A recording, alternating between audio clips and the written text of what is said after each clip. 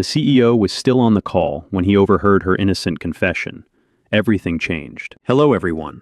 Before we begin today's story, I have a small favor to ask. Please hit subscribe and turn on the notification bell so you never miss our channel's new videos. It is quick, free, and the best way to support us in bringing you more dramatic stories. Your support means the world to us. Where are you watching from?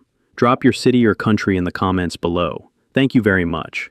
Now, let us return to our main character. He should have hung up. The call had already gone on too long, the kind of bored discussion that drained the room and left everyone pretending not to check the time. He listened in silence, fingers resting on the polished edge of his desk, eyes fixed on the skyline beyond the glass. 30 floors below, traffic crawled like a vein of light. He was still on the line when the voices shifted, when the formal tone loosened, when someone on the other end assumed privacy had returned. That was when he heard her. Not a speech, not a plea. A simple, unguarded sentence that slipped out the way truths do when no one is supposed to be listening. She spoke softly, almost embarrassed by her own honesty, as if she were confessing to the air rather than to another human being. She said it once, quietly, and then laughed in that nervous way people laugh when they are trying to make something small. The room went very still. He did not interrupt. He did not clear his throat. He did not announce that the call was still open. He just listened. Heart slowing, then tightening, as the meaning settled in. It was not the words themselves that struck him. It was what they revealed. A kind of innocence that did not advertise itself. A life lived carefully. A boundary she had protected without ever asking for applause. The silence on the line stretched. Someone changed the subject. Papers shuffled. The meeting lurched forward. But for him, time had already split into before and after. He ended the call a few minutes later, with the same calm authority he always used. "Thank you. We will follow up. Talk soon." The screen went dark. The office felt larger, emptier. He leaned back in his chair, jaw set, replaying her voice in his mind. He told himself it meant nothing. He told himself it was none of his business. He told himself to return to work. Instead, he stood and walked to the window. Her name appeared in his thoughts the way a spark appears in dry air. Not because she had tried to impress him, not because she had offered anything, but because she had not. In a world where everyone sold something, she had simply spoken the truth, unaware of the power listening on the other side. By the next morning, he had already learned more than he should have. Her file was thin, temporary contract, clean record, no favors owed, a life balanced on deadlines and rent, and quiet determination. She was not looking for rescue. She was looking for stability. That was when the idea formed. Logical on the surface, strategic, beneficial to both sides. He needed a solution for his own problem, one that required appearances, timing, and absolute discretion. She needed security, a bridge, a way through the narrow space she was trapped in. He told himself it would be simple. A contract, clear terms, no emotions, no confusion. He would present it as an offer, nothing more. She would be free to refuse. Still, as he reached for his phone, he paused. Because somewhere beneath the calculations, beneath the polished reasoning, something else had taken root. Not desire, not control. Curiosity mixed with a strange sense of responsibility. He had heard something private, something fragile, and now that knowledge sat between them, invisible but undeniable. He dialed her number. When she answered, her voice was steady, professional, unaware that the moment she had tried to forget had already changed the direction of both their lives. He did not mention the call. That was the first thing she noticed. She sat across from him in the quiet conference room, hands folded carefully in her lap, posture straight in a way that came from years of needing to look composed, even when she did not feel that way. The glass walls muted the noise of the office outside. Morning light filtered in, clean and unforgiving. This was not a place for personal conversations. And yet, he had asked for this meeting himself. He began with facts. He spoke about timing, about public perception, about a situation that required stability and discretion. His voice was calm, measured, the same voice she had heard on calls and briefings. If anyone else had been listening, they would have assumed this was just another business discussion. She listened without interrupting, eyes steady, waiting for the real reason. Then he said it. He needed someone to stand beside him, not as an employee, not as an assistant, but as a partner in name only. A contractual arrangement, temporary, clearly defined, mutually beneficial. She blinked once, certain she had misunderstood. He continued, laying out the structure as if he were presenting a merger. public appearances, a shared narrative, no intimacy required, no emotional obligations, everything documented, everything transparent. In return, he would offer what she needed most right now: financial security, legal protection, time. She felt the room tilt, just slightly. This was not why she had come here. She had expected a correction, a reassignment, perhaps even a termination. Not this. Never this. She asked him why. It was a simple question, but it landed between them with weight. He did not answer right away. When he did, he chose his words carefully. He said she was reliable. He said she had integrity. He said she was not connected to anyone who would complicate matters. All of it was true. None of it felt complete. She looked down at the folder he had placed on the table. The contract was thick, detailed, written in precise language that left little room for interpretation. Her name was already printed on the first page. Seeing it there made her chest tighten. She told him she was not for sale. He nodded, as if he had expected that response. He told her this was not a purchase. It was a choice, one she was free to refuse. He made that part very clear. No retaliation, no consequences. She would walk out exactly as she had walked in. The honesty disarmed her more than pressure would have. She asked for time. He agreed immediately, 24 hours, no more, no less. He slid the folder toward her, then leaned back, giving her space as if the decision truly rested in her hands. She took the contract home that night and did not open it. Instead, she sat on the edge of her bed in her small apartment, staring at the wall where a crack ran from the ceiling down to the corner of the window. She thought about overdue notices, about the call she had received that morning from her landlord, about how tired she was of choosing between dignity and survival. The next morning she returned. Her hands trembled when she signed, but her signature was steady. When she slid the contract back across the table, he did not smile. He simply nodded, as if acknowledging the gravity of what they had just set in motion. They reviewed the rules together. No romantic claims beyond what was necessary in public. No interference in each other's private lives. No assumptions. If either of them wanted out, the agreement ended. Immediately. She asked him to add one condition of her own: honesty. If this was going to work, she would not be lied to. Not about the arrangement, not about its end. He agreed without hesitation.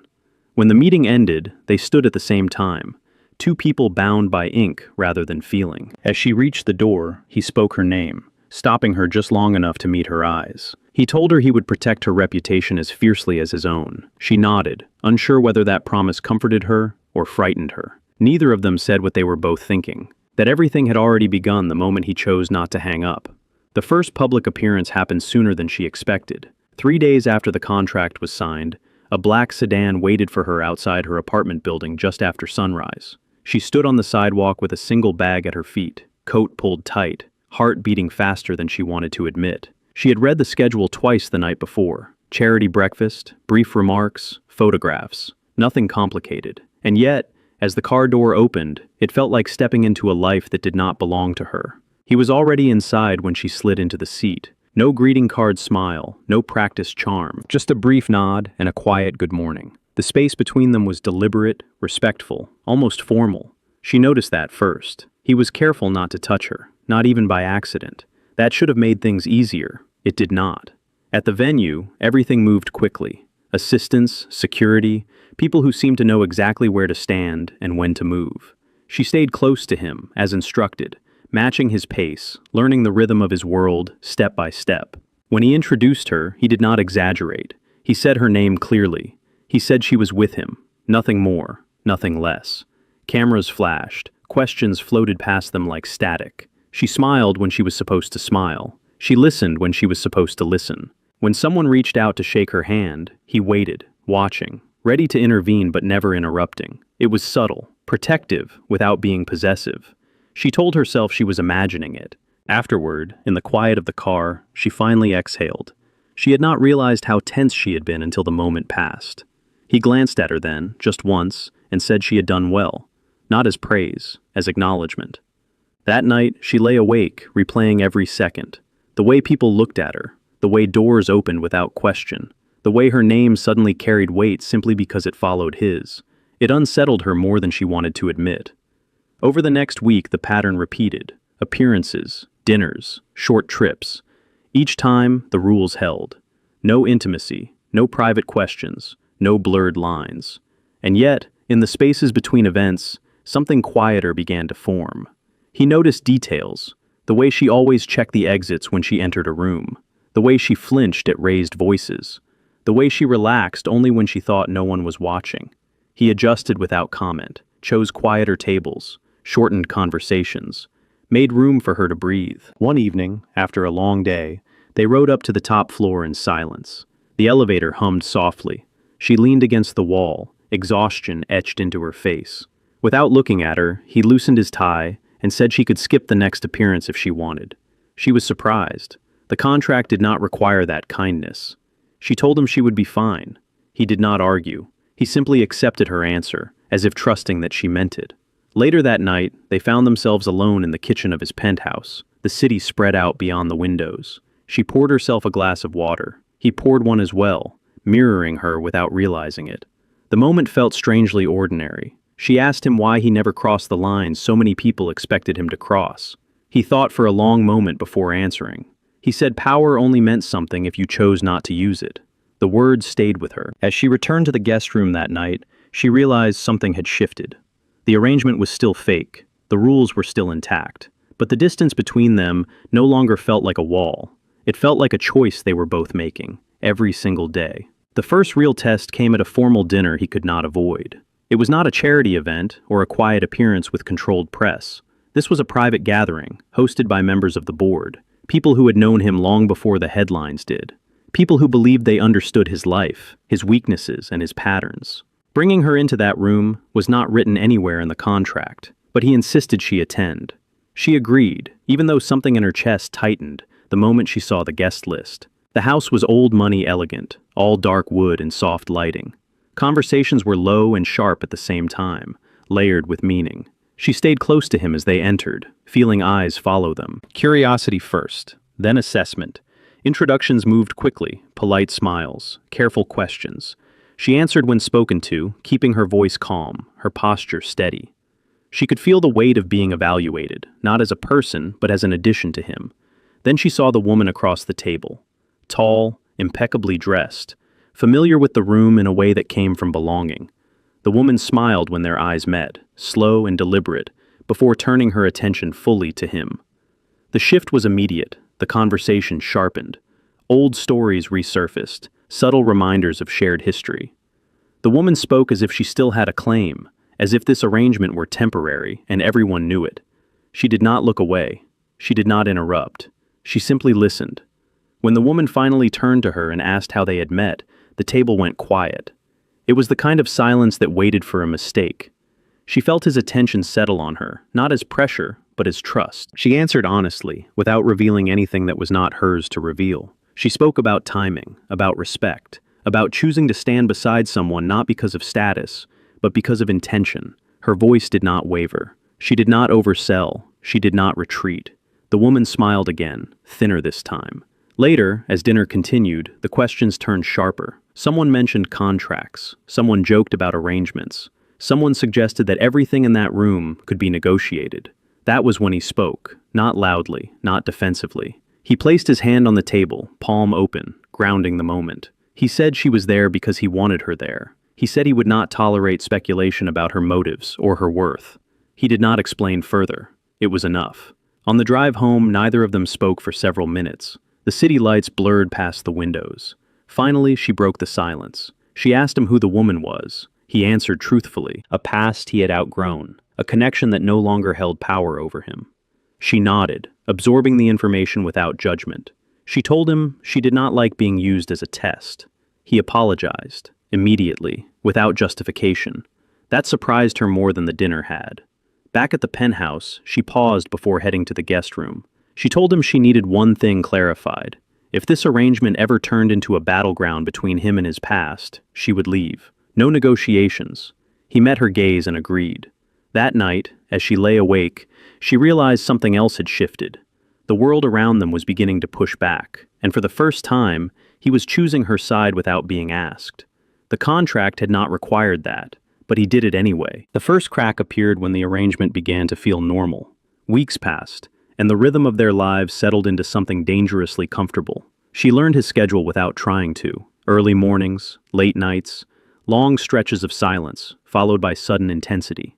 He learned hers just as quietly, the way she needed time alone after events, the way she kept her phone face down, as if protecting herself from bad news.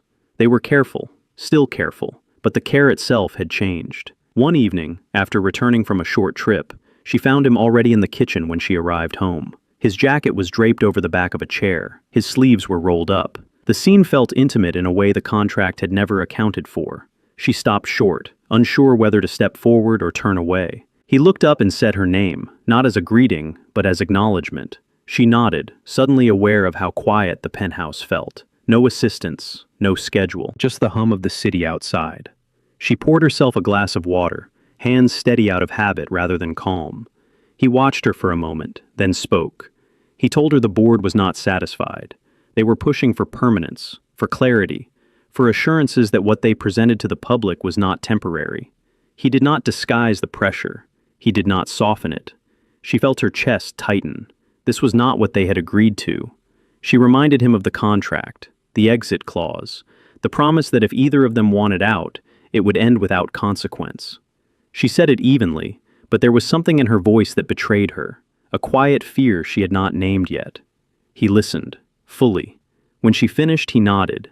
He said he would not force her into anything she had not chosen. Not now, not ever. That should have been the end of the conversation. Instead, she asked him a question she had been carrying for days. She asked him if this was still business. The answer took longer than it should have. He admitted that it had stopped being simple. He said he found himself thinking about her when she was not there, wondering if she was comfortable, if she was safe, if she was happy. He did not frame it as desire. He framed it as concern. But they both understood the difference had begun to blur. She felt the truth of it settle between them, heavy and unavoidably real. She told him that concern could become a cage if it was not handled carefully. He agreed. Later that night, she lay awake in the guest room, staring at the ceiling. The contract sat in her bag, untouched for days. She thought about the life she had stepped into, the security, the doors that opened, the protection he offered without being asked. And she thought about the cost. The next morning, everything shifted. An article broke before breakfast, anonymous sources, speculation, questions about her background, her intentions, her past. The word arrangement appeared more than once, wrapped in implication rather than fact. By the time she reached the kitchen, he was already on the phone, voice tight with restraint. He ended the call when he saw her, anger flickering across his face before he masked it. She did not need to ask what had happened. She told him she would leave, not because she was ashamed, not because she was afraid, but because she refused to become collateral damage in a war she had not chosen. She reminded him of her condition, honesty, choice. He did not argue. That frightened her more than resistance would have. He told her he would handle it. He told her to trust him. She looked at him for a long moment, then nodded once. This was the first time the arrangement truly felt at risk, and neither of them knew whether it would survive what came next. He did not ask her to stay.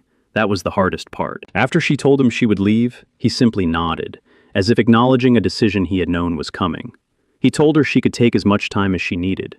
He told her there would be no consequences, no retaliation, no attempts to control the narrative.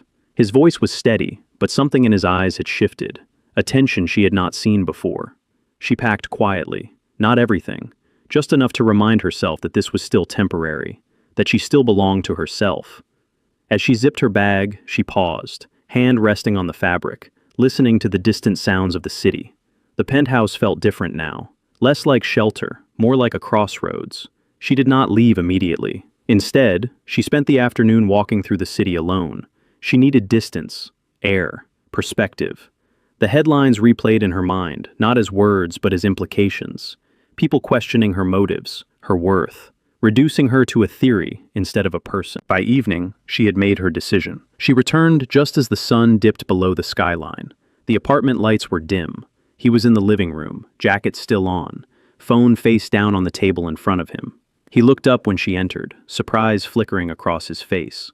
She told him she was leaving in the morning, not because of the article, not because of fear, but because the arrangement had reached a point where it could no longer protect either of them.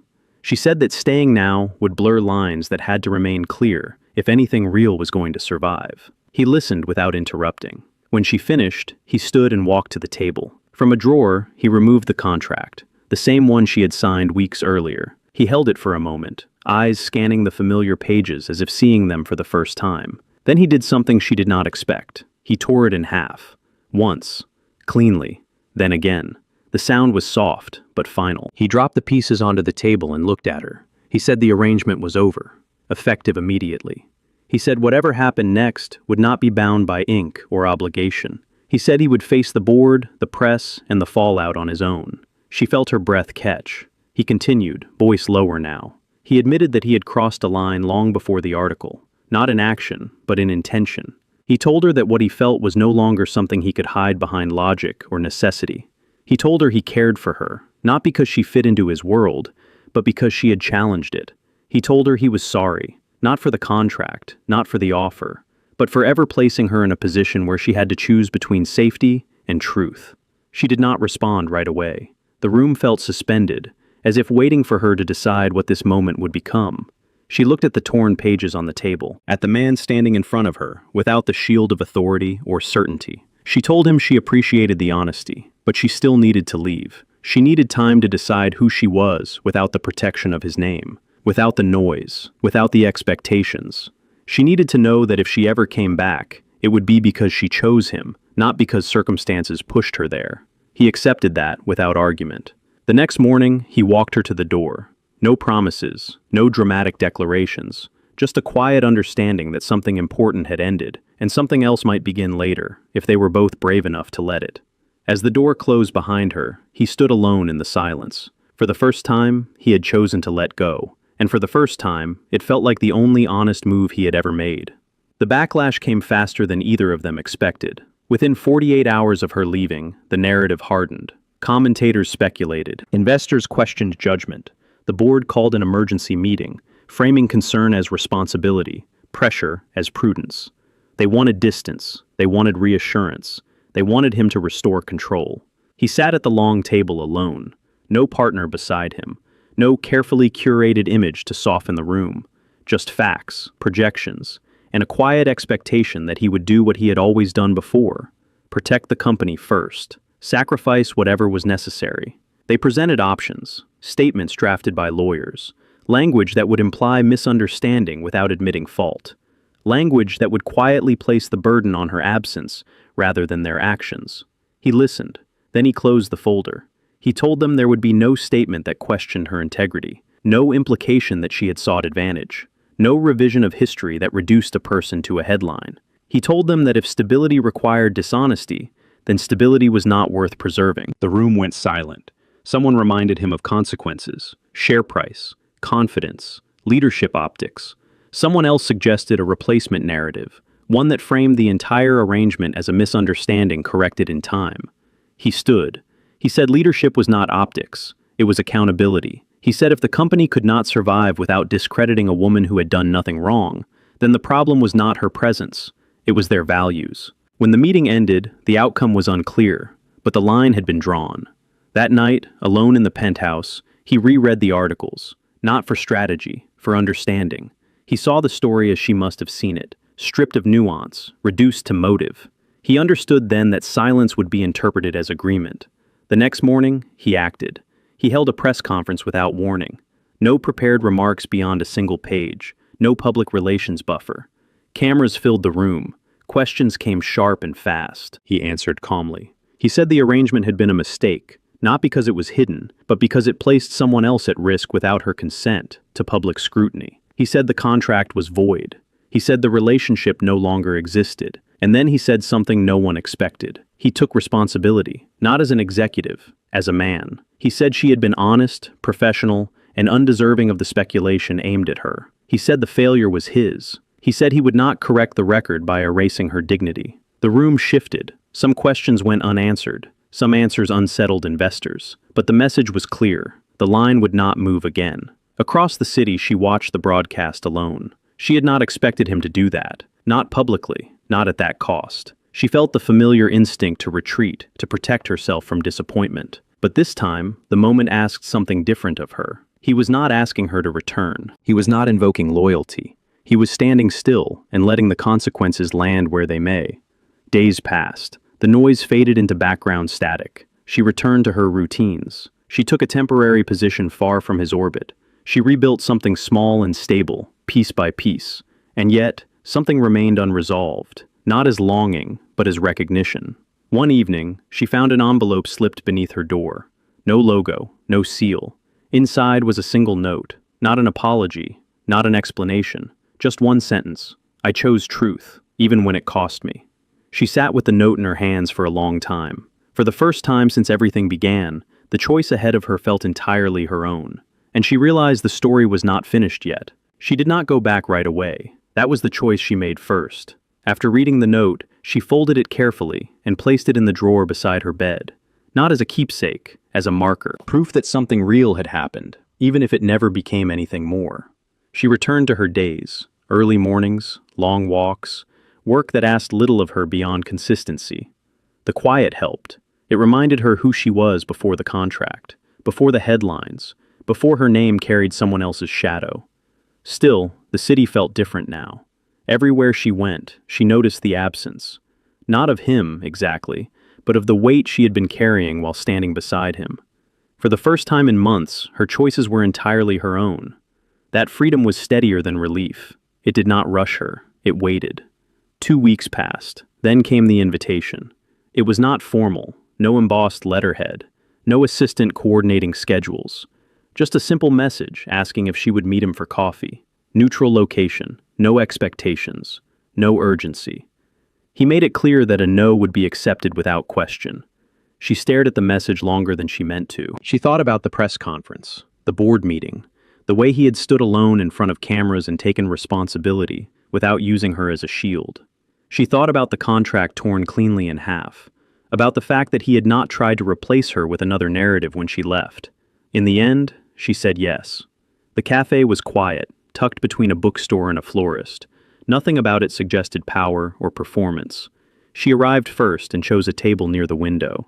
When he walked in a few minutes later, there was no security detail, no phone pressed to his ear. Just a man in a dark coat, scanning the room until he saw her. He did not reach for her. He did not speak right away. He simply sat down across from her and waited, giving her the space to begin or to leave.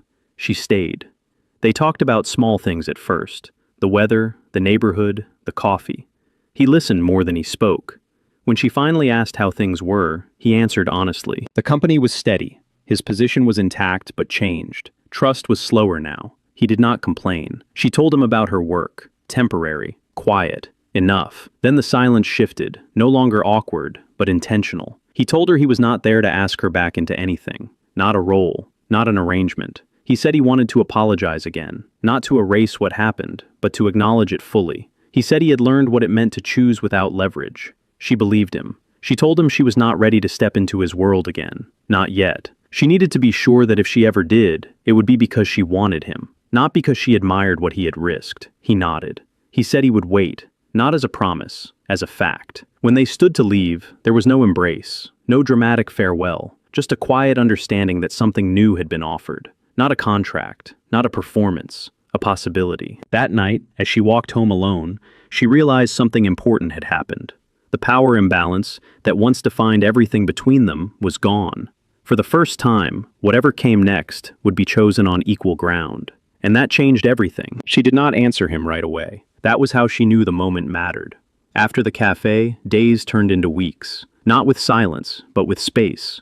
Messages were brief and infrequent. No pressure, no expectations disguised as patience. He respected the distance in a way that proved he had learned something real. And she used that time to listen to herself, not to the noise around her. One evening, she found herself standing outside the small gallery where she sometimes stopped on her walks home. The lights inside were warm, familiar. Without fully deciding to, she stepped in. He was there, not waiting, not searching the room, just standing near a wall, hands in his pockets, studying a photograph with the same quiet focus she remembered from the earliest days. When he noticed her, surprise flickered across his face, followed by something softer. Relief, maybe, or gratitude. They walked through the space together without rushing. At the back of the gallery, he stopped. He told her he had been invited to speak at a foundation event later that night. Nothing public, no cameras, just a small group focused on rebuilding trust and supporting ethical leadership. He said he had not planned to bring anyone. He said he was there because the place reminded him of clarity. She smiled at that. They stepped outside as the evening settled around them. The city hummed, familiar and grounding. He turned to her then, finally saying what he had held back. He said he was not asking her to return to his world. He was asking if he could be part of hers. Slowly, without titles, without protection offered as leverage. He said he did not want a performance or a promise made too soon. He wanted the chance to earn something real. She felt the truth of it in the quiet between them. She told him she had been afraid that choosing him would mean losing herself again. She told him that she needed to know he would stand beside her, even when it was inconvenient, even when there was nothing to gain. He answered without hesitation. He said he already had. She reached into her bag and pulled out the folded note he had left her weeks earlier. The paper was worn now, creased from being opened and closed. She handed it back to him. She told him she had kept it because it reminded her that choice mattered more than comfort. He took it carefully. She told him she was ready to try again, not as a return, as a beginning. They did not move quickly. They walked together instead, leaving the gallery behind. No announcement followed, no headlines, just two people choosing honesty over spectacle. Months later, on a quiet evening far from boardrooms and contracts, he asked her to marry him. There was no ring at first, no speech rehearsed in advance, just a question spoken with certainty and respect. He told her he did not want a life built on deals. He wanted one built on choice, renewed every day. She said yes, not because of what he could offer, but because of who he had chosen to become. In the end, it was never the contract that changed everything. It was the moment he stayed on the call, and the moment he learned when to let go.